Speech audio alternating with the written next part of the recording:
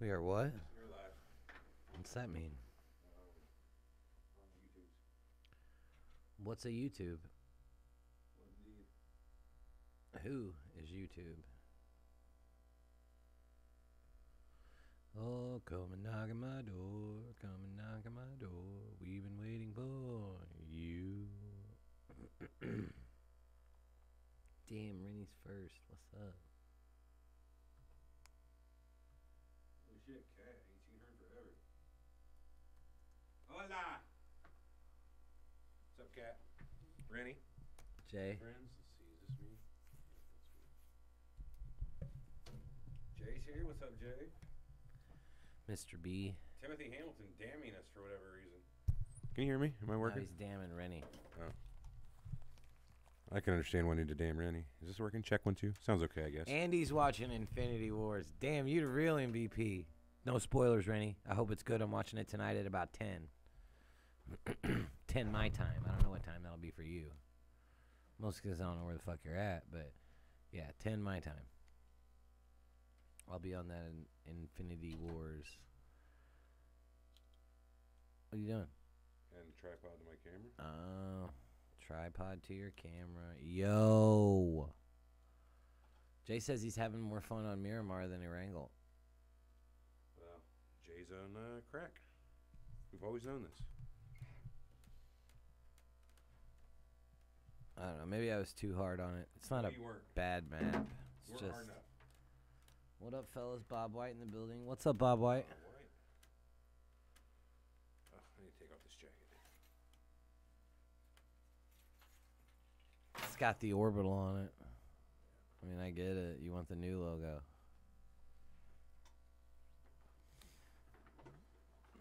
And my elbow was killing me.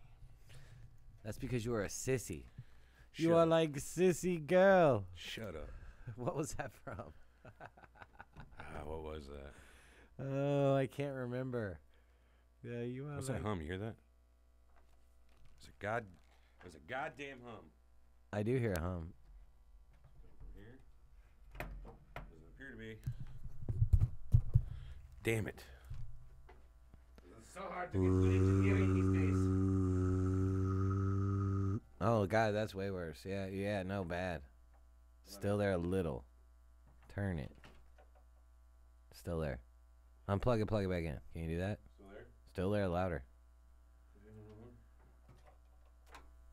Still there. Still there? Okay, that means it's not coming from the board. Well, now. Yeah, still there. Yeah, no, I can't hear myself, but it's still there. Wow, I can hear myself now, but I can hear myself with a hum. Yeah, it's still there.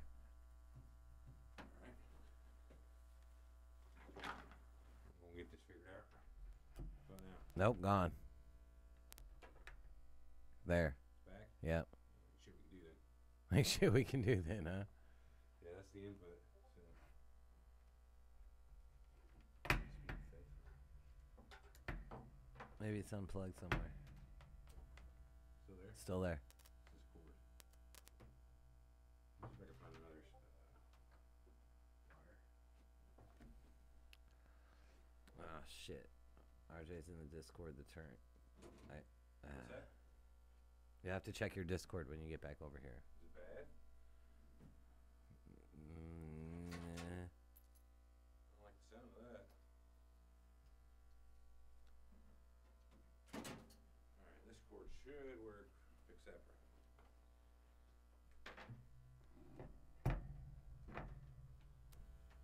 Nothing, right? Nothing. Nothing.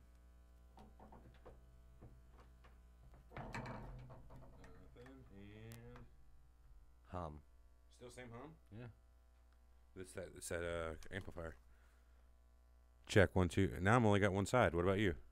No, I mean, I got sides. Like both sides your. No, I don't. I only have one side. Yeah, because this is stereo. Hum's gone.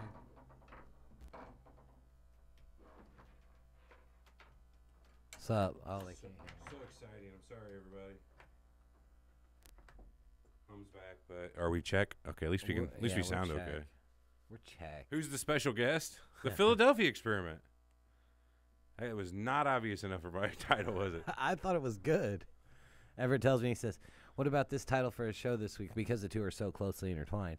He says, Montauk Project with special guest Philadelphia Experiment. And I was like, yeah, that's a great title. I never once thought it would be confusing. Me either. Oh, well. Leave it to Victor. Terry CIA Wait a minute. What's that? Terry CIA Davis. You think he's really CIA? Hold on, let's see here. I have to get an RL beta key real quick into the email.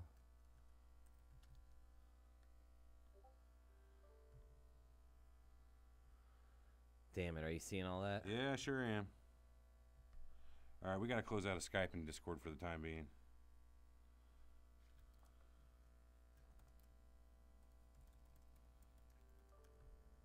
F.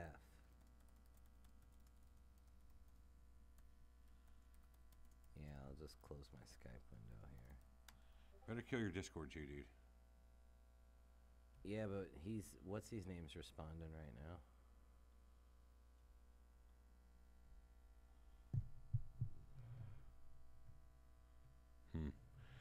Okay. All right. Damn it, man. Stupid work. Who's special guest? Yes, sup, Eric. Hey, Paulie, how you doing? Kanye West, MAGA hat. What about Kanye? That dude's interesting lately. Have you not seen Kanye? He's oh, crazy. Yeah. He's fucking insane lately. That, or maybe he's broke government programming. He may have. Donna Putzel, hey guys, glad you're back. We are glad we're back too. Special guest Nikola Tesla. That's right, Bob. Bob's familiar with the Philadelphia Experiment and the I call him Montauk Nicky, Project. little Nicky Tazzy. Little Nicky. Yeah. He gets the fucking vibrating shit and bouncing it apart, death rays, electrical fucking streamers flying. He's a mad scientist. I mean, basically, that's why we hang around with him. A couple more minutes and we'll start the show. Yeah, we were gone for fucking 2 weeks last week, man. So it's all your fault. I'll say it before the show. I don't really care to talk about this on the actual podcast that goes out to everybody, but I got a real bad stomach issue that's real chronic. So suffice to say, I wake up in the morning and I might have a really bad morning, relieving, and it just snowballs from there into many more really bad ones, and it fucking tires me out real bad. My stomach hurts, and let's just say it's even worse that I'm describing it here, but I don't want to get too graphic, but it's bad. He's a girl. Yeah. Whenever it gets to a bad day, it's like, fuck, man. I can't concentrate. I can't do anything other than sit there and basically be in pain. So give me some slack on that last week.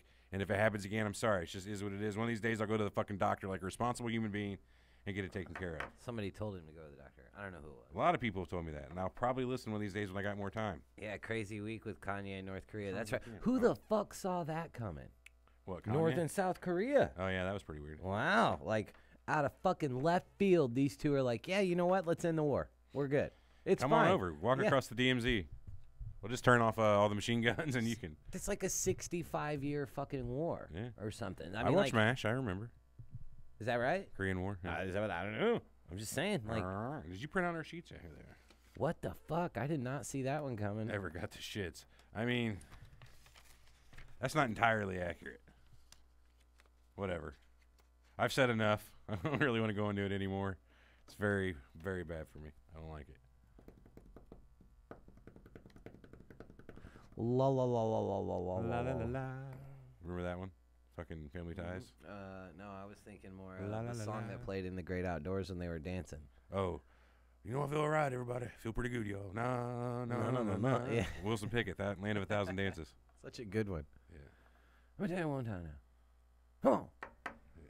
That damn Roman Pierce. Is that no? No, that was from Fast and Furious. What was my his friends name? call me wrong. 2 more minutes and we'll start the show. Let's start it now. No. Great Outdoors is such a good movie. Yeah, I seen a thing today that says your average American eats 200 pounds of meat a year. If they're lucky. I'm thinking like Roman Craig. I might go more than that. If you're lucky. I mean, you eat a couple pounds of... never mind. Every time you play computer games. Good to see you guys again. Good to see you too. Did Trump bring peace to North Korea? Did Trump bring the peace? He did. Yeah. Did you see the video of him trying to be like all secretive? Oh man, come on, man.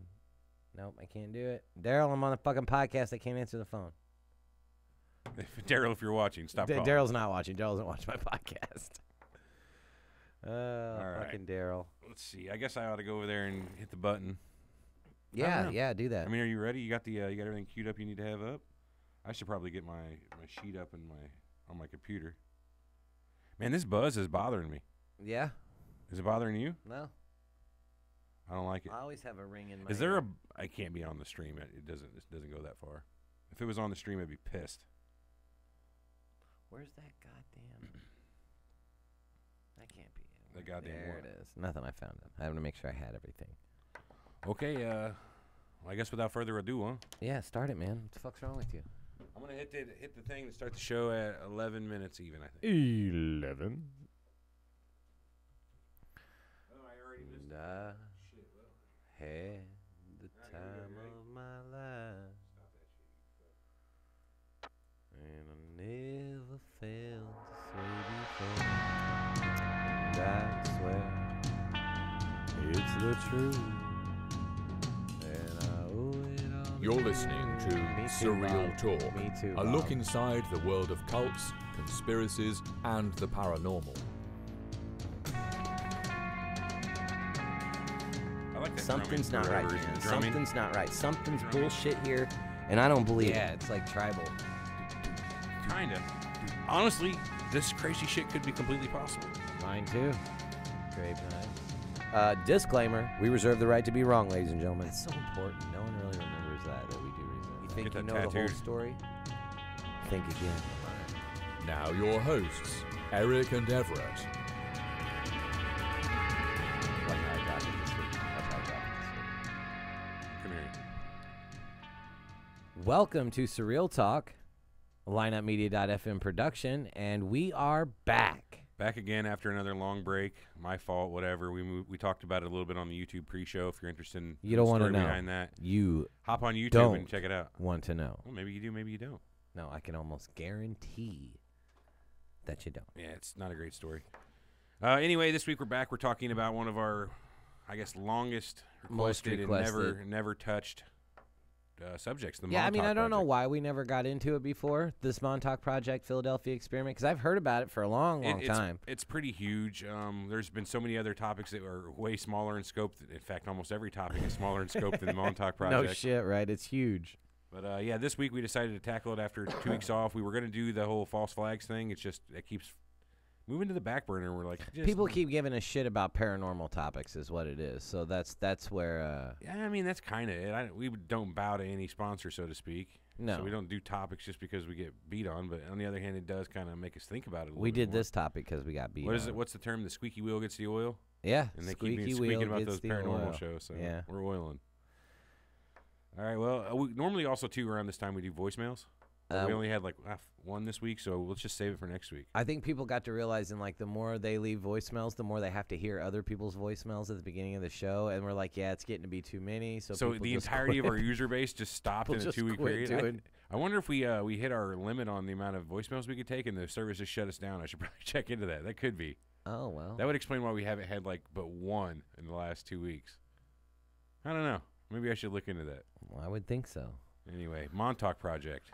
And the Philadelphia experiment with special guests. That was funny. Oh yeah. So to talk about the Montauk Project, you have to discuss another subject we've barely ever touched on the show: the Philadelphia experiment. The two are so closely intertwined, we couldn't do one without the other. So let's get into it. Let's talk a little bit first about the Philadelphia experiment. So I know this is the part you weren't super prepared for. 'cause- No, I wasn't. If you could do that, I did a lot bit more on Montauk because you threw Philadelphia in at the last minute. So Well, it's not really at the last minute. You knew that shit was involved. Yeah, I'm just saying. So the Philadelphia experiment revolves around its big payoff was a 1943 experiment in Philadelphia Harbor where it was purported that the USS Eldridge was blinked more or less out of existence. So what they were trying to do was use some technology they've been working on for a while to create a way to hide a ship's radar signature so they could roll up with the fleet up on, Japan or whoever and not be noticed, right? Yeah. Well, what they intended to do was just disguise a radar signature, but what actually happened was there for a minute, it actually went completely invisible, not just radar visibility, but optical visibility. Like they couldn't see it anymore, and then it completely disappeared. Yeah, so it turns out, moving way forward in our story, that disappearance can be apparently attributed to some of the stuff they were doing in the Montauk Project in '83. Those two seemingly unrelated projects of similar scope, yeah, connected and formed what could be only described as like a time bridge, the way they described it. Yeah, hyperspace hole, a hole like a tear, like a wormhole almost, but only not into just, but like from a certain time and place to a very other. Yeah, it's a wormhole, time. It's more or very less. Specific. Well, all wormholes are basically pretty specific. It's got a door on fair. one end, a door on the other. That's fair, but yeah, it was like I don't know. I just like I didn't like the what'd you call it? I don't know. What did I call it? Just a second ago, you said you can describe it as a. Anyway, I didn't like how you described it, so I figured I'd say wormhole. It was a little bit easier. So the original Philadelphia experiments, the science comes from one of Albert Einstein's old kicked around theories. The unified field theory was never completely finished off. In fact, there is still no unified field theory, as far as I know. They were trying to use some big ass electrical generators to bend light, create a refraction method to basically bend radar around the ship and keep it, like I said before, from being spotted. So this experiment apparently went wrong and transported. Well, see, there's so many fucking versions of the story. Eric and I were talking about this earlier today. It's kind of like Robin Hood or any other classic story. That there's the Steven Spielberg version of it. There's the old Errol Flynn version of Robin Hood. There's the cartoon version of Robin Hood. There's the Kevin Costner version. So we'll start with the Camerons. So in 1943, they were Duncan Cameron and Ed Cameron. They were a couple of brothers that were in the Navy or Air Force. I'm sorry, and, right, stationed on the Eldridge. Yeah, definitely. And where it comes into the Montauk Project, Ed Cameron becomes Al Bialik. Well, they both jumped off the ship apparently right whenever the ship went down, and were transported. Both of them transported in 1983.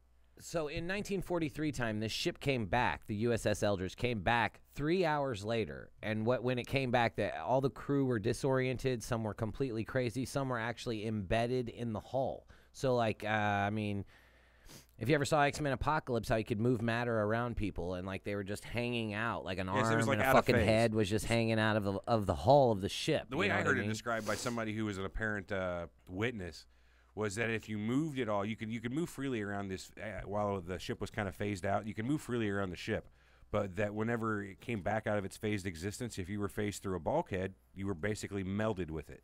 So that's exactly PUBG on Xbox right now. If you walk into a building and it's phased out like in the beginning of the round, and then it renders up, you can get stuck in a wall or a table or a chair, and I assume that's just what happened with them on that ship. So it took them 3 hours. To them, when shit started getting funny, they jumped off the boat. These two brothers, Ed Cameron and Duncan Cameron, they jumped right off the boat, thought they were landing in the water. But through every story we could find, it wasn't clear whether or not they came out of the water or on land or in the underground bunker at Montauk. That was all. So they ended up going to Montauk, which was 1983 at the Montauk Air Force facility in Camp Hero or Fort Hero, I believe it was called. That was Fort the original Hero. name of it. It's on Long Island in New York, yeah. eastern side of it. But apparently they were conscripted at that point when they came in to go back in time and stop this experiment again. Because it had made some sort of link between the 1983 timeline and the 1940. And they were powerless to do anything about it. So they send both these guys back, and apparently Cameron decides again to come back to 83 and stayed there afterwards. But let's see. Duncan Cameron stayed. Ed Cameron went back and stayed back in the olden days. He apparently lived normal life all the way up through, but had his memory wiped out somewhere along the line and forgot that Cameron existed. Well, all the guys, everyone involved forgot all this. Forgot they say it was mind wiped and mind control, because what else happened at the Montauk facility was they were doing a lot of large scale experiments with mind control. So I mean, chemical to simple as psychological, conditioning. What's the stuff they use in the They were doing a lot of different things at Montauk. They were doing time travel, teleportation. This is all different shit that was involved. Mind control. They allegedly had contact with alien life. That was another great thing about the wide-reachingness of the Montauk Project. It was a lot like Dulce Base. Yeah, it's got a little bit of everything. It's got two different types of aliens. Apparently, the Greys are involved with and the reptilians, there, and the reptilians are involved. That all comes from who was it? What was his name? Andy Preston. Perro. No, Andy. I thought it was Andy an Perro. S. Well, you're thinking of not that guy. Andy Perro's the guy that tells a story like that. There's several of these supported or purported survivors. None of them have got their memory back until the Philadelphia Experiment movie came out, though. We'll get to that. That's the best part. So let's go through this timeline we have. Actually, that starts with the establishment of Fort Hero in 1942. You want to go through that real quick, since you found it? It's what is it? That timeline. Oh yeah. So this is just A to Z. On the timeline of like Montauk and everything that happened, the Philadelphia Experiment and all that. So let me get back to the beginning of it. I was just perusing through a few of these. Come on, here we go. 42. Okay, so it was Fort Hero. Fort Hero was established in 1942 on the point just south of the lighthouse. The fort was named after Major General. Hold on. Grave Knife says in the chat, Al Bielek said he had age regression done to him and he was taken back to the age of 1-year-old boy and given to another family to be raised. That's kind of the same story I heard about Cameron, though. Or not Cameron, the other Cameron, Duncan Cameron. They went to the father, his actual father, and had him have another child that they took the consciousness of Duncan Cameron and moved it into the body of this new child. Yeah, so I heard about all that, and I read about that, and we watched a video on that, and I'm calling bullshit.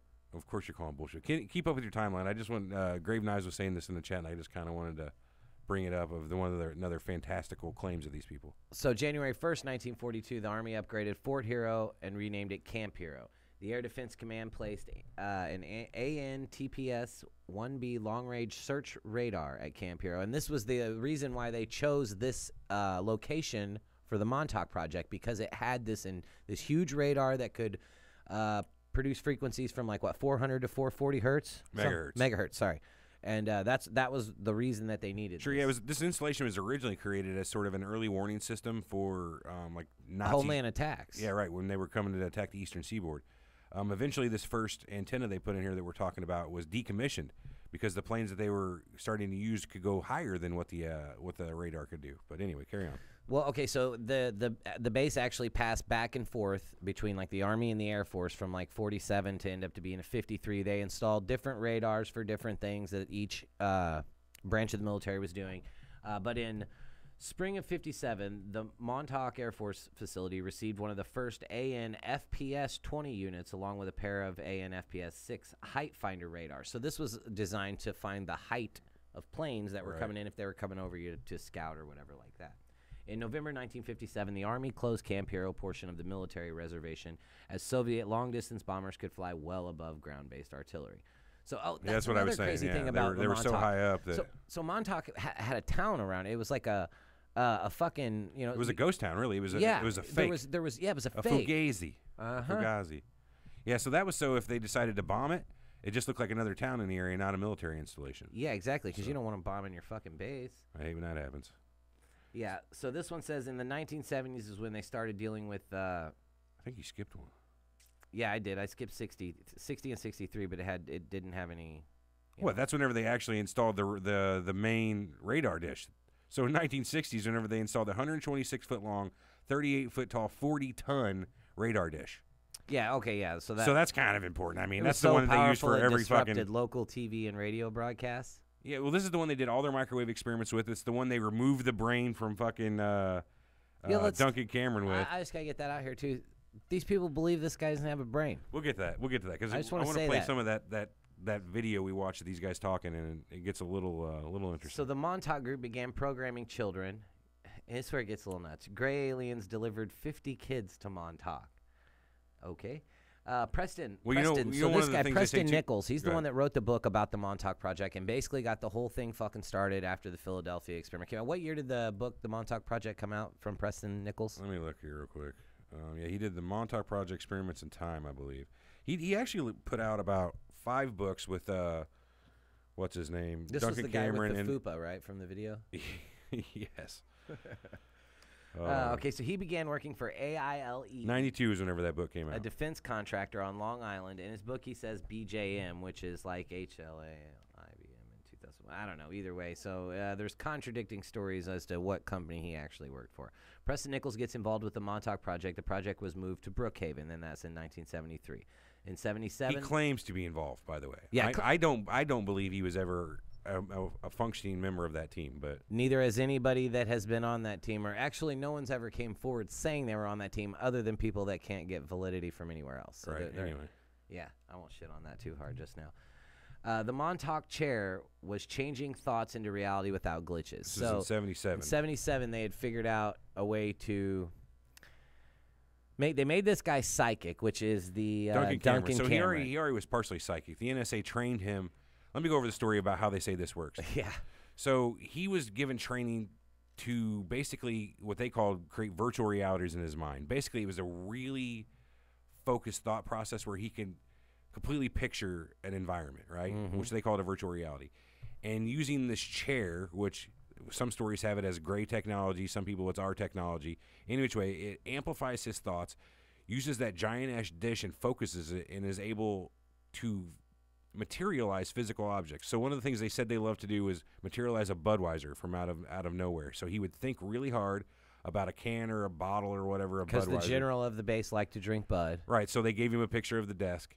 He would think real hard on it, and the beer would materialize. And they had the audacity to say that actually that beer tasted better than a regular Budweiser. Yeah, regular Budweiser's not as good as thought-generated Budweiser. That's good to know. So, and not only on top of that, he could materialize it at any time he wanted. So if he was to focus on, say, 8 o'clock tomorrow, he could have that beer show up then. So he could be 4 o'clock today, start thinking about it real hard. I don't want it right now.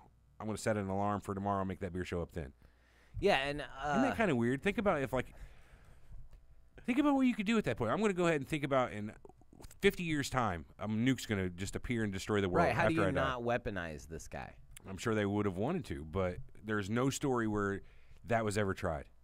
I guarantee you, if somebody can materialize a beer out of midair, he was doing he would have shit materialized like a nuke. holodeck in Star Trek. Okay, he was materializing scenes for people to act out in a room. I heard something about that. I must have kind of drifted in thought. I mean, if that that's the point. case, the Duncan Cameron is the most powerful human that ever lived. Well, only ever. Yeah, but it's not like he could just do that sitting around in his house. He had to be strapped in that chair, hooked up to all that equipment, and allow that equipment to focus his thoughts and materialize it. You know what this reminds me of exactly, though?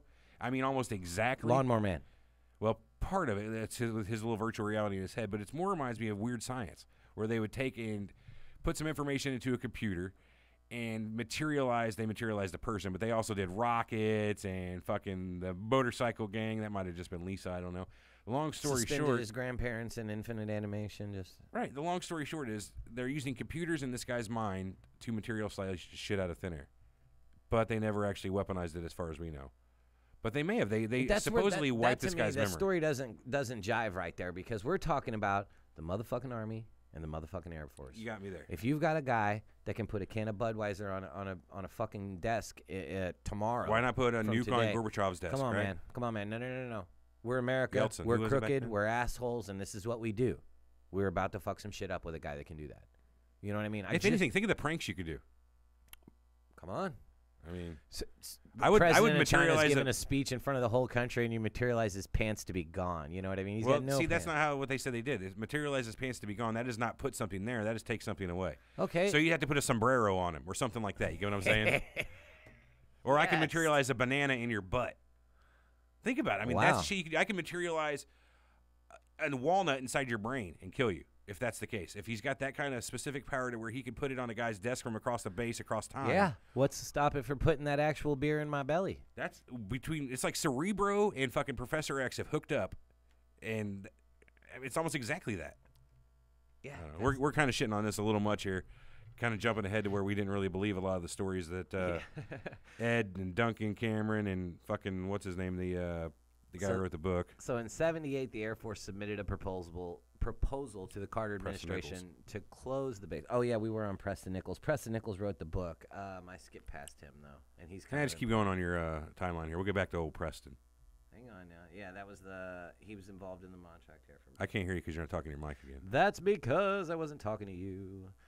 So yeah, they wanted to close the largely obsolete base. You know what I mean? Graves said the same thing I said. What'd he say? It sounds like he's hooked up to Cerebro from X-Men. For sure. But the mind control techniques were allegedly fully developed by that time, in 1970. In 1979, they begin to notice time shifts. Old Milwaukee. Yeah, probably. They discontinued using the main radar reflector in 1980 and used the underground Delta T antenna. So, yeah, the Montauk base was huge. It had all kinds of different antennas, like we were saying earlier. From 1980 to 1981, the late time travel functions were fine-tuned. So this is where the Preston Nichols guy says he was contracted in 79 by the Air Force. Remember, he was like, oh, yeah, they came to me and they said, oh, time. We want you to learn all about time. Yeah. So...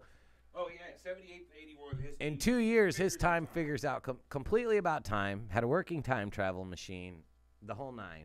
And this is the guy that proprietates. I guess that's probably not the right word. No, that's not a word. This is the guy that pushes this entire Montauk story. Yeah. All right. I'll allow it. I get your point, but... that this whole Montauk story, and he's the guy that's saying that him and his team just figured out time travel in 2 years because they were told to. It's just a lot of this stuff doesn't add up for me. So Project Phoenix 3 in 1981, from February 1981 to 1983, Project Phoenix 3 was launched into... What are you doing? I had to get this. Oh. Was launched to further exploit the time travel aspects of the equipment. In 1981 to 1982, the time travel equipment was utilized to teleport people underground to a big pyramid on... Mars. So they say that they were teleporting people to Mars from underground at the Montauk Air Force Base facility. That's what they say. That's what they say. So the Montauk Air Force Base was decommissioned in 1981 and is now owned by the New York State Office of Parks, Recreation, and Historic Preservation as Camp Hero State Park. But that was in 1981. A lot of people assumed that it stayed open because of the 1983 Montauk experiment, the Montauk. So the transmitter was turned on and run nonstop in 1983, and that was at 5/8. So it was August 12th. I think it was Brittany's birthday whenever that happened in 83. Oh, she wasn't alive, though. No, she wasn't alive. She'd have been so it doesn't count. -3. All right, I'm queuing up this shit here. Carry on. So Project Phoenix test at Montauk, coupled with the Project Rainbow on the Eldridge in hyperspace. God, that reads like shit. Duncan creates a monster. Oh, yeah, so... This is the best part. Yeah, so No, because they had this fucking guy. All the employees there, not the generals or the captains, all the employees there come to the decision that they got to shut this project down because it's too fucking powerful. I'm not saying all of them, dude. Just a few of them. At least a group enough to have. More or less a mutiny. Yeah, a mutiny, exactly. So they're like, at one point they tell and which Duncan Cameron was involved in this. He agreed to all this. And when they told him it's time, he materialized a monster from inside. Which they named Junior, by the way. Yeah, they named it. Stomping all about, just big fucking monster. Yeah. Materialized this monster Junior out of nowhere, and it starts running amok in the base, causing havoc. Just tearing shit up. Eventually, they decided to kill it. Yeah, I mean, poor Junior. Yeah. What did he ever know other than first I'm inside somebody's mind, now I'm inside the front room at fucking Montauk. Now I'm real, God. So this is almost exactly the Stranger Things. You've not watched that yet, have you? I have not watched that show. Is based upon the Montauk Project, which I gotta guess now they've basically ripped off this guy's entire fiction hero. What's his name? Preston Nichols. Yeah. If you think about it, if he's the person who basically comes up with all the modern story, I'm suing Montauk, Stranger Things. The only problem with that is at this point he'd have to say I'm full of shit. I created this story and you stole it, rather than this is historical. So. Yeah, that's right. He would have to he'd have to claim. He'd have to fess up, say I fucking made. What do you call that? Creative. Like it's intellectual property. Intellectual property. Yeah, right. Yeah, he would have. This was my story, and you stole it. But the problem too is he can't really do that now because there's so many other people who have come out and have just started like snowballing on top of Montauk. Oh yeah, I was involved. Can you give me some money for telling you about my stories in this fucking project? And that's my problem I have with all of it. Is that these guys supposedly had their minds wiped. The government used apparently the worst mind-wiping techniques ever. And in a matter of years, Preston himself, Duncan Cameron, and Ed Cameron, they started to get their memories back. Another thing that really I love about this is how Al Bielek, who at first didn't realize because his mind was wiped, that he was Ed Cameron. It took him forever to finally come to terms with the fact that Duncan Cameron's his brother, that he's actually or Ed Cameron from way back in the past. And he's like 40 years older than this guy. There's a whole other story about Ed Cameron or Duncan Cameron. He had a rapping agent period for a while too. Like for every hour he lived, he gained a year of like actual physical aging. Right. But my point is this: these guys keep attaching onto this story, and I feel like Ed Cameron, which Al Bielek and Duncan Cameron, they pretty much had to agree to be on the same team. You know what I mean? We're saying we're brothers. We can't keep saying that you're not who you say you are. We got to be on the same team. I can't say your story's false because that makes mine look false. So at the same time, what's his name? Spencer? Is that his name? I keep fucking it up. Preston Nichols. I can't remember Preston Nichols. Yeah. There's all these other people coming around saying that they were involved with it. They survived these experiments. They saw all this other stuff. So, and he hasn't shit on them yet either because, again, it makes his story look a little bit more believable. Right. But I figured if anything would happen when millions of dollars are made off Stranger Things, this guy should have probably or would likely have come up and said, hey, I want my motherfucking movie check, so to speak, right? Yeah. Because I mean, that's a lot of money could be made right there. Maybe he doesn't need it. Or maybe he's more worried about his story staying intact. Could be. Let me run through a couple of these clips we got here, and then I want to run again through the rest of the stuff you have typed out because there's some really good stuff we didn't talk about here that's just facted out. So let me see if I got sound. Okay, yeah, we have sound. It's a little loud. These are clips directly from the horse's mouth. This is from Preston Nichols, and he's sitting there with Duncan Cameron. He's actually sitting there with Duncan Cameron and the other guy they wrote his book with. Let me find out who that was real quick. Oh, yeah, the press guy? Yeah, Peter Moon. So he was like an advertising guy who was like real good in marketing and whatnot. Him and Preston Nichols write this book together. All right, back to the video here. Let's see what we got. Quantum function that's outside the brain. I personally believe the brain is a computer interface and that your intelligence is outside the brain. Because there are documentation of a number of people existing without a brain. Did you hear that? Let me wind that back. Hold on, before you say anything, I want to wind this back just a little and replay that last part. A little further back. Come on, hang with me. Interface. No, that was not it. Boy, I got my shit together today. Yeah, is your intelligence in the brain, or is it some quantum function that's outside the brain? Is your intelligence in the brain, or is it something outside the brain? I personally believe the brain is a computer interface, and that your I can buy that the brain is a computer of some sort in interface. You got me there. I'm with you. Intelligence is outside the brain. I can't disprove that. Yeah, I can't say that our consciousness doesn't exist in some sort of ether, in some sort of weird dimension outside in our brain is able. I can't disprove that. No. But this next statement he makes. Because there are documentation of a number of people existing without a brain. Okay. You are the first person I can fucking say exists without a brain there. Fucking what's your name? Spencer. Oh, God, I keep screwing. No, Not it's Spencer. Preston Nichols. This Why is do I the keep guy saying Spencer? that wrote the book that The Montauk Project, Experiments in Time. He put this thing together, you know. He's the one that anybody that talks about the Montauk Project or Philadelphia Experiment, you're talking about it because Preston Nichols has made it worldwide. Now, this is the guy that's propagating this theory. There you go. That's the one propagating this theory. Oh, another important point about this, too. Believes people can exist without a brain. The best part about this entire situation is the brain wiping happened. None of them had memories. What jogs their fucking memories is the 1984 release of a movie called The Philadelphia Experiment. Once the movie came out, they remembered. None other than Michael Pear, who was Eddie and the Cruisers, and I think Nancy Allen, who was only really known for being the partner of RoboCop. Oh, Skin that out there. Any which way. I know who you're talking They see this about, movie, too. and She's a little Al chunky. Bielek pretty much gives it the stamp of approval when his memory comes back. Yeah, this is exactly how it what happened. Yeah. And the other guys, now this has jogged our memory. Our memories are coming back for all of our, I had 30, what's his name? Not Spencer. Preston Nichols. Preston. I'm going to get that tattooed on my arm.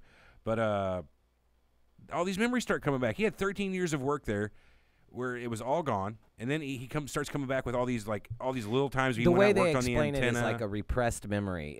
So they had to. It took something. I think they get where memories are repressed. Right, but that's what they're trying to relate this to. Is they recalled a repressed memory that they couldn't remember, and then they all started and watched that movie, and everything came back to them. So all the shit that happened all these years before that these people are involved in, they didn't remember none of it. So maybe the mind control works out there.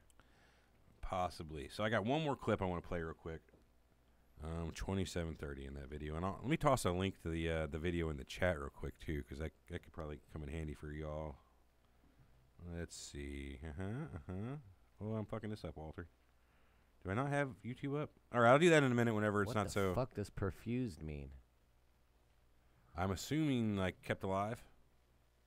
I don't know. Why don't you Google it? All right, 27:30 on this video. Wow, that's a very good point. Okay, hang with You got me. it? Everett's I've lost my plot. Putting up another clip for us so that we can hear the 27:30. genius of Preston Nichols. Spencer? No, his name is Preston. That Duncan could form something in his mind. This thing had the power to actually bring it into physical reality and materialize. Through the system at the end of the process, it would occur. It could actually, if he thought of a can of beer, it could create that can of beer and you could drink it. See, he was trained to actually visualize something in its entirety. Really? And what they were experimenting with was precipitating or materializing objects around the base. So yeah, this is what we were talking about earlier with the cans of beer.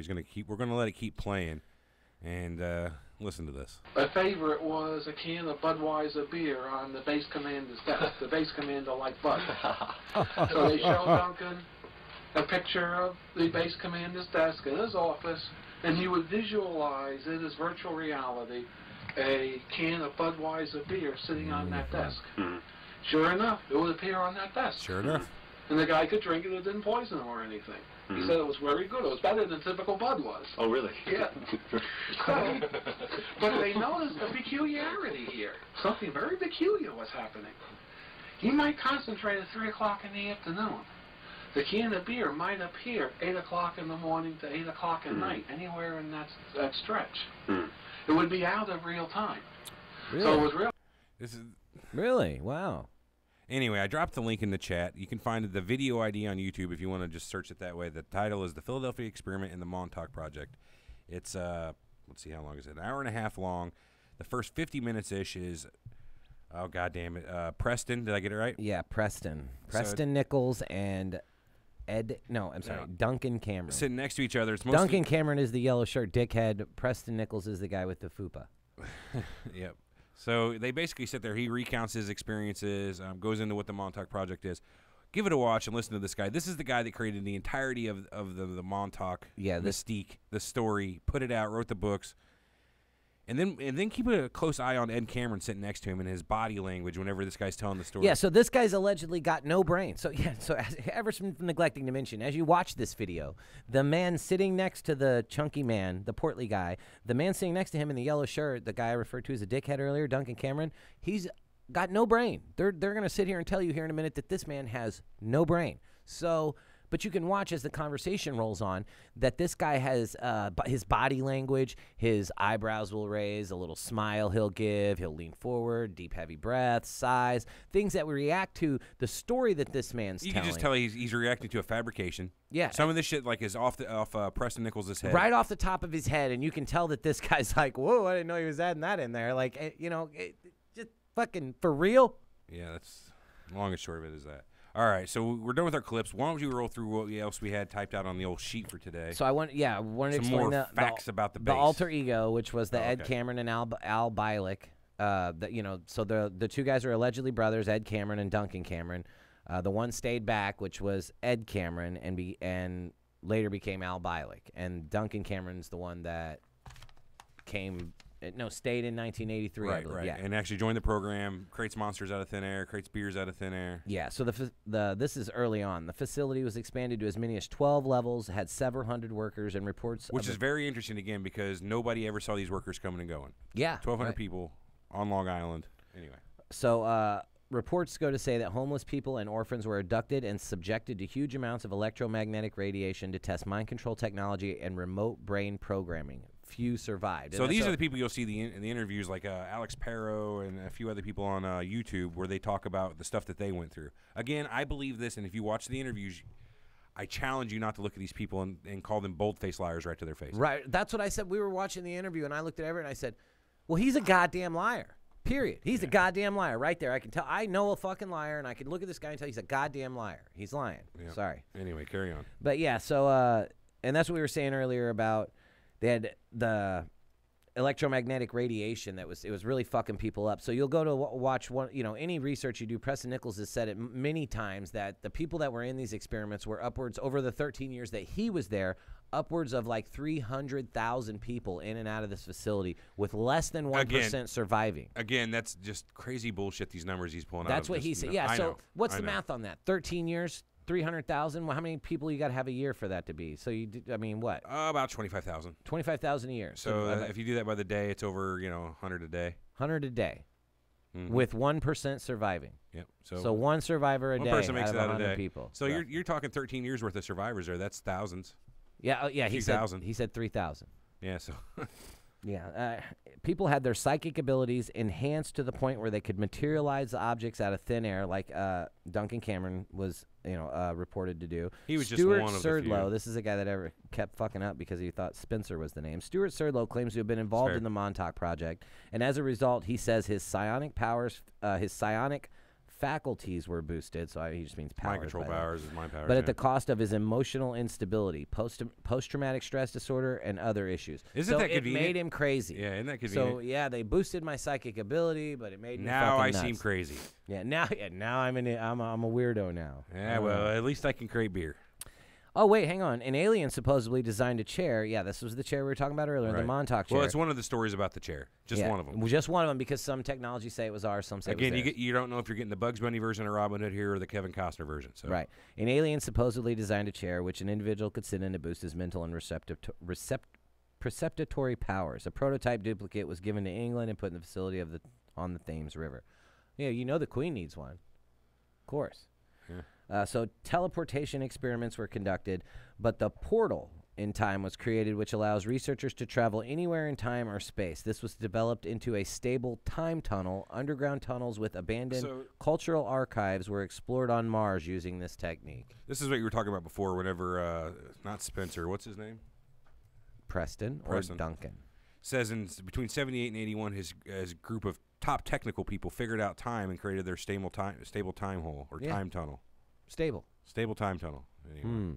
It was developed into the stable time tunnel. Yeah, so contact was made with alien extraterrestrials through the time tunnel. Technology was exchanged with them, which enhanced the project, obviously.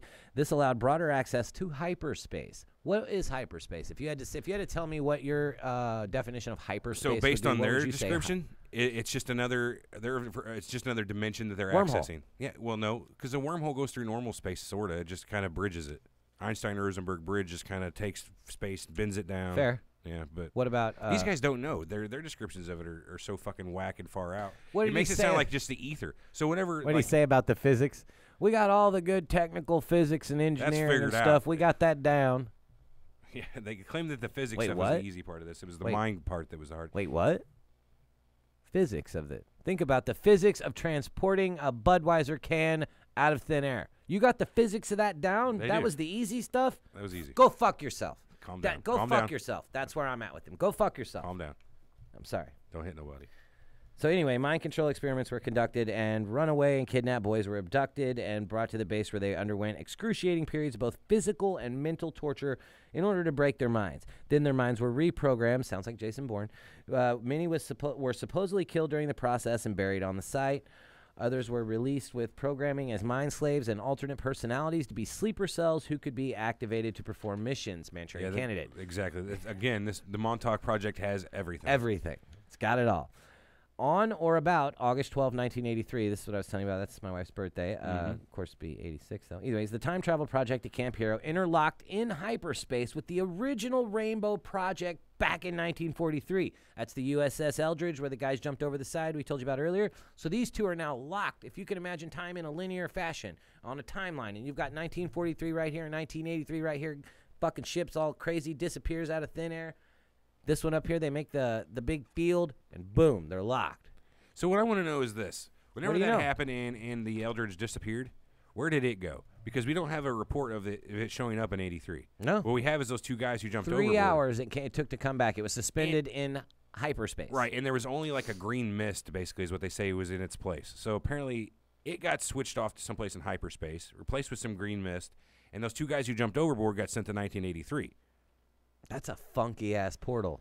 And again, the stories about this portal, too, it makes it seem like it could have existed for a few hours to months in 1983. Yeah, again, it's the weirdness of this story where so the USS Eldridge was drawn into hyperspace and trapped there. Two men, Al Bielek and Duncan Cameron, both claim to have leaped from the deck. Al Bielek is Ed Cameron. Ed Cameron, just so everyone knows. He goes by Al Bielek now, but he is actually the brother of Duncan Cameron, allegedly. Yeah. Anyway, funny story. They both claim to have leaped from the deck of the Eldridge when it was in hyperspace and ended up after a period of several of severe disorientation at Camp Hero in the year 1983. Here they claim to have met John von Neumann, a famous physicist and mathematician, even though he was known to have died in 1957. Von Neumann has supposedly worked on the original Philadelphia experiment, but the U.S. Navy denies it. Probably because the Philadelphia experiment in itself is mostly believed to be a hoax. Yeah. Flying saucers were observing the Philadelphia experiment in 1943 and got sucked into a time warp and were transported to one of the underground tunnels in Montauk and got stuck there. The aliens demanded a large quartz crystal to help them get their ship's engine started to be able to leave. The time machine was used to obtain one from another planet. This is like an episode of a bad TV show. Yeah, I just... it's interesting, but at the same time... It's hard to believe this Dulce base was. You can't, this is harder to believe than Dulce base. Yeah, this you don't file this under fact. Probable. This goes in the library under... fiction. Oh, fucked. In my opinion. So so there's Nikola Tesla. Probably my favorite part of the story. He was involved. You know, he did not die. His death was faked. He did not die. Nikola Tesla, whose death was faked in a conspiracy, was the chief director of operations at the base. Mass psychological experiments such as the use of enormous subliminal messages projects and the creation of a Men in Black Corps to confuse and frighten the public were invented there. So Nikola Tesla originally in 1943, whenever they were doing all these experiments with the original, the Philadelphia experiment, he was said to have been involved in all that and actually helped them tweak their, what they call them, transmitters that were on that ship. Yeah. He was he tried to tell them, like, look, this is the reason why it's not going to work with human life. It didn't. He came back and said you need to do this to him, tweak. So they finally started taking. Yeah, we talked about it earlier. Whenever they did that original, the original Philadelphia experiment, the ship went to 83 and came back, or went to the ether and came back, wherever hyperspace. Right. Yeah. Not only did people get sucked into the bulkheads because they phased around, everyone else on the ship who didn't pretty much had scrambled minds. Yeah, they were crazy. They were walking around nuts. Aimlessly. Yeah. So they apparently had commissioned Nikola Tesla to help them tweak their machines. And, yeah, so I don't know, man. It's pretty crazy. I shit on the story, and I apologize for that. But I went into this. I can see how this got popular, though. Yeah, no, I totally can, because it's got everything, and it's a very interesting story. If you don't go into this trying to believe it's true, you're going to have a good time. And think about the time period when this guy started telling these stories. Late 80s, early 90s. There's no internet. There's no easy way to disprove this. To look up the Philadelphia experiment. All these fantastical claims about science when computers are really starting to come up. Now, you could start saying anything's possible, and your average Joe would be like, that sounds fucking, that sounds possible. Right, yeah, because, I mean, like I said, I went into it wanting to believe it. If you go into this wanting to believe it, you're going to have a bad time. If you go into it wanting a good, fascinating story, like, I wish it was made into a movie, because I could probably watch that movie. But I can't sit here and I'm going to watch the Philadelphia experiment. I'm going to get a copy of that and... It's for some reason I keep thinking it has Denzel in it. I know it doesn't. No, it does not. No, I know. It's got Eddie and the Cruisers, Eddie Wilson in it, man. I remember him. Yeah. What was the song from that movie? Dark Side. Yeah. Going to the dark side, love someone. Oh, God. That's not even close at all. God. There's nobody in the world that kills lyrics like you, I swear. It should be a whole show you do. I probably could. Anyway, what else you got about the Philadelphia experiment, the Montauk Project today? Nothing, man. I was disappointed in the story because I was expecting a good conspiracy, expecting some nice, valid, maybe I'm spoiled by, there's other plenty good of stories there's plenty of great stories you can read about this. It's just the problem we have about it is the way, what's his fucking name? Spencer. No, Preston Nichols. That was on purpose. The way he completely purports this to be true. You know what I mean? I would love this story. This has everything if you would just not say that it's based upon a true story. Yeah. If you could just get past the fact... You could get Morgan Freeman to tell me about this, I'm fucking sold. But this guy, Preston Nichols, him being like the, spokesperson, so to speak. Yeah. And then making it seem to where, this was exactly what happened. My story is legit. The government's got aliens down there. Yeah, he just makes some real wild claims. I really wanted it to be like, oh, man, this is fucking fascinating and cool. And I feel kind of bad, too, because whenever we announced this earlier in the week, we did much, other than our initial discovery on the subject. This was going to be a classic-type episode where we lay out some really cool stuff and maybe even get into it. But it's so skin deep. You know what I mean? It is, really. If you do, minimal fucking research into this, you're going to go, oh, yeah, okay, I get bullshit. I mean, and that's what sucks about it. And it was too late to try to swerve to something else, so we just went ahead with it. Built and championed to sell books in a time where people would buy books on this kind of stuff. I agree. And as much as I love the Nibiru story, and somebody mentioned earlier, which I definitely want to go back and do another Nibiru episode with Sitchin. Zachariah Sitchin? Sitchin, yeah. Sitchin did the same thing as this guy with those books. At least this shit was coming from, like, the Babylonian text. Yeah, well, you know what? No one really disputes that because no one's really that's true. checked him out other than he's the one that made the fucking language and kind of figured out, oh, this means that.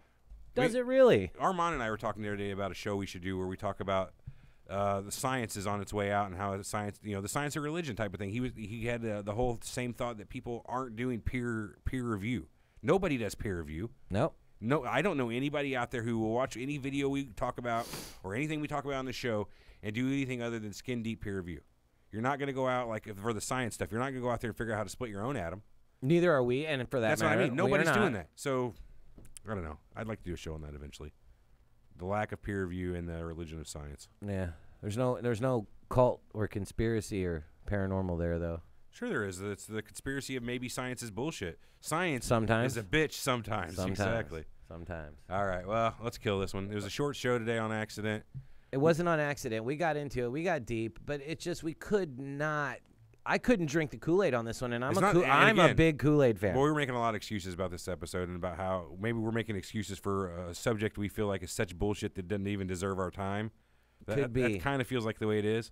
I think we did our research well enough.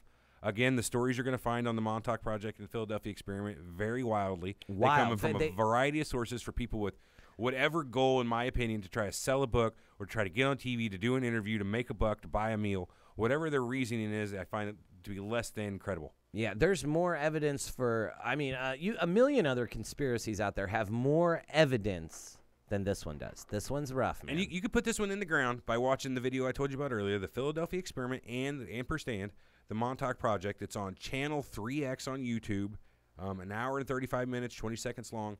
Watch that. Try to get more than 45 minutes into it. I dare you. I had trouble getting past that, and I didn't get much further than that. Give it a shot. Let us know what you think. Please, please. All right. I guess that's it for the show this week. Thank you for listening. This is a quick out of nowhere, I guess, I feel like. What do you mean? Well, I'm already ending the show just like, boom, now I'm ending it. Oh, well, yeah. Facebook, YouTube. Sure, let's Twitter. go through that. If you're not a member of our group, join us at facebook.com/group/Surreal Talk group. YouTube. If you're not watching us live, you're missing out on a real good conversation that goes on live during the show. You can find all of our past videos on YouTube, youtube.com/Surreal Talk Show. Every one of our videos includes the entire chat from the live chat of the show that day, so you can kind of see what the conversation's going on around the show. A lot of the times come to YouTube and keep us in line, people. If you feel like there's something we're missing in here, you need to be on here live. Well, I was going to say there's a whole show within the show going on in the chat. These guys are talking about God knows what, and I'm lucky every now and then to look over and see what people like Jay or whoever else are talking about. Who else we got in there today? We got Kat back from a long time ago. Grave Knives, Sneed, Bob White. All the regulars are in here today. Walking. Victor Sanchez. Donna here. Putzel, I haven't seen her in a while. Richard Murray, Nomad Wanderer, Shifty, Trey Strickland. There's a bunch of them. Any which way, join us up live every Saturday, 3 o'clock Central Time, and join the show. What other kind of social or bullshit are we talking about today? Oh, Patreon. If you want to help us out, support the show. Desert CrossFitter. Yeah, there's a lot of folk. If you want to help us out and support the show, go to patreon.com/Surreal Talk. What this is Trey Strickland. you've heard the spiel before. Richard Murray. If you want to give us a couple bucks a month for continuing to do the show, that's great. Hey, Dabney. Eric and I have talked about it. We're going to really try to reinvest ourselves and get back into the show, try to create some better content than what we put out for the last several months. Actually, you know what? There's an email I want to read we got from a guy. It kind of stung because of the truth. You don't have to read it, though. I don't have to, but I'm going to. Yeah, it was a rough one. And he wanted me to make sure not to say his name, I guess because he was shitting on us and he didn't want death threats. Well, let's say his name. No, I'm just kidding. I don't know if anybody would do a death threat like that. Let's say his name. Surreal Talk. Info at, what is it, surrealtalkpodcast.com? Yes, God yes. damn it, Bobby. What's that email address? All right. Gerardo Aguilar. Hold on. Hang with me here. I got to find Quick it. comedy clips. What's up? Rusty Shacklebolt. Hey. All You Can Stomach Productions. Phil G. Drunk Pikachu. Well, I can't find it. I guess I deleted it. Yeah. Oh, no. Here it is. Oh, fuck. He says, I don't want my name mentioned anywhere. Starting off. So this Hi is from Bob. No. It's not from Bob. I don't care if you read this on the show anonymously, but before I get to my suggestion, I do have a few things to say. I've been listening to the show for a while now, and I really like your show starting out. However, I think it may have been around the Bitcoin episode when things started going downhill for me. It seemed like you guys went from cults, Surreal Talk, cults, conspiracies, to the paranormal, to shit talk, random subjects we barely research and argue more than we hunt for the facts. I don't think he's too far off the mark. Kinda. Some of the shows in there were decent diamonds in the rough, but I kind of agree with them that our shows for the past several months, especially since you got on here at UGC, we thought we were going to have a lot more time. It just seems like we have less time. Way less time. Anyway, carrying on. He says, don't get me wrong, I find myself laughing every now and then, but Armand, and I don't know how to spell his name, you nailed it, easily carries the show every time he's on. Now, I don't know about that either. I love Armand, but come on, he's not a show carrier. We try to carry it with him. I mean, a lot of your older shows seem to have taken a lot more research and analytical thought put in the subjects. Not wrong. I feel like you guys are putting less and less effort in the show, but what the fuck do I know? Well, I think you hit the nail on the head. Maybe a lot. We were here over 4 hours today before the show, putting the final little bit of researches on this today. So we're trying to get back in. We want to try to make a concerted effort to do better. I don't know, kind of a pride thing. This email kind of hit me and made me admit to myself the stuff I've kind of felt deep down thinking the last several months that we could be doing better, and he's not right. We totally could. How are you doing on the store, by the way? Well, I have one item added to the store, just one shirt created. So you can go buy a shirt. No, you can't. I want to add them all. I've created the template for the shirts. Shut up. I'm doing an email. Oh, okay, yeah. With all that said, a show I haven't heard from any other podcast is on Majestic 12, a group that is responsible for dealing with alien aircraft personnel technology. Some interesting areas of interest on Majestic 12 are the very first Secretary of Defense being a founding member, his one for disclosure and subsequently being committed to the hospital in Bethesda, Maryland for mental issues, and then apparently committing suicide from jumping from his 16th floor window. He goes on, he's got a lot of facts here about why we should talk about Majestic 12. It's kind of long, I'm not going to read it all, but I'll throw that right into the document of our topic ideas, and we'll research it up and do a show on it. Sound good to you? Did we email this guy back? No. Ben, I hope you're Oh, you asshole. He doesn't have a last name. I just want to say that. Well, at least he knows I'm talking to him now. Fuck, I nailed that. We'll probably not edit that out either. I'm a dick. I'm not saying his last name. I swear to God. I'm just going to get out of this email now and move on. Shut up, dude. It's not that funny. I didn't completely out him. Yeah, you did. All right. Yeah, you heard all the stuff about our social media. Thanks for listening this week, Montauk Project. Next week, we'll be back with God knows what. We'll see you then. Think a lot. Think a lot. Thanks a lot. Think a lot. No, do think a lot. If you're researching Montauk in Philadelphia, think a lot. All right. Clear on the stream. All right. Record, still up on stream. I would say 3. Ooh, 6 maybe. 4, 5. I want an Erica Seth Rogen T-shirt. Oh, Everett. Well, I mean, how's that work out? Everett out here snitching. I'm not snitching. Snitches get stitches, huh? Doxed, mofo. No shit.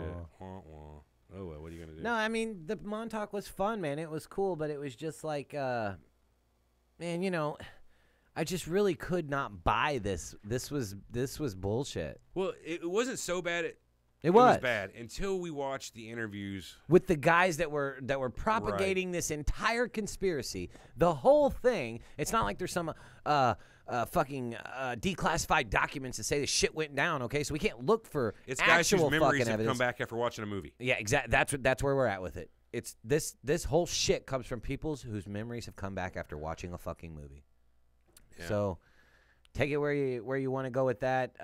Look, they're nailing him in the chat. Thanks, Ben. They don't know who Ben is. There's a billion Bens out there. I swear to fucking God, there's a billion Bens. I know one Ben. It's the most popular name in the world. Ben. That's Mohammed. There's over 1 billion. There's more Bens than Mohammeds. That's not true at all. Benjamin is Benjamin. Yeah, there you go. Benjamin. I've been jamming my whole life. Anyway, I fucked that up.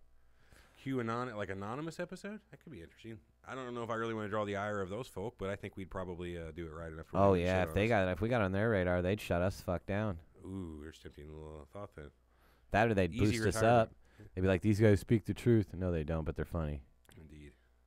All right. Maybe we need to start telling jokes. I remember I used to do a joke every week. I had a good your joke. Jokes were horrible. Oh yeah, I'll tell you a good one right now. Mm-hmm. What's the difference between a garbanzo bean and a chickpea? Yeah, you wouldn't pay $100 to have a garbanzo bean on your face, right? That's right. I wouldn't pay $100 to have a garbanzo bean on my face. You know, they're the same thing, actually. No, they're not. The garbanzo bean and a chickpea. Is that right? Yeah. Get your own joke, pal. Where'd you get that at? Just look it up. Everybody knows that. A chickpea and a garbanzo bean are the same thing? Yeah, look it up. I don't believe it. All right, we'll catch y'all next week. While He's Eric lying. Out about Vegetative facts that are false. False facts. Falsefacts.com about beans. All right, see you guys next week.